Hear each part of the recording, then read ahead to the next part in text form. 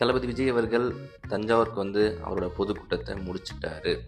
வழக்கம் போல் எல்லா பொதுக்கூட்டத்திலையும் நடக்கிற மாதிரி தான் இந்த கூட்டத்திலையும் சேதாரம் பலமாக தான் இருக்குது. அதாவது நிர்வாகிகள் கூட்டம் தான் அவங்க சொல்லுவாங்க.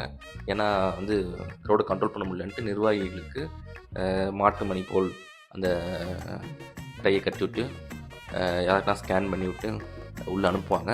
அது ஃபஸ்ட்டு அப்படி தான் நடக்குது. அப்புறம் போக போக பார்த்தீங்கன்னா ரசிகர்கள் வந்து பேரிகேட்லாம் அடித்து உடச்சிட்டு உள்ளே பூந்து தளபதியை பார்க்க வந்துட்டோண்டா அப்படின்ட்டு மாஸ் காட்டுகிறார்கள். அது போல தான் எல்லா கூட்டமும் நடக்கும்போது தான் இந்த கூட்டத்தில் சேதாரம் நடந்துச்சானா கண்டிப்பாக சேதாரம் நடந்திருக்கு. விஜய் அவர்கள் தனி விமானம் ஏறி திருச்சிக்கு வந்து திருச்சியிலேருந்து சாலை வழியாக தஞ்சாவூர் வந்திருக்காரு. ஸோ அந்த சாலை வழியாக விஜய் வந்தாலும் என்ன நடக்கும்னு தெரியும். என்னென்ன அக்கப்போர் நடக்கும்னு உங்களுக்கு எல்லாருக்கும் தெரியும். வழக்கம் போல் அந்த அக்கப்போர் எல்லாம் நடந்திருக்குது. விஜயை திருச்சியிலேருந்து தஞ்சாவூர் வரைக்கும் முரட்டுத்தனமாக ஃபாலோ பண்ணி வந்திருக்கானுங்க. ஃபாலோ பண்ணிட்டு வந்தப்போ முன்னாடி கார் போகுதா சைடில் வண்டி வருதான்னு பார்க்காம விஜய்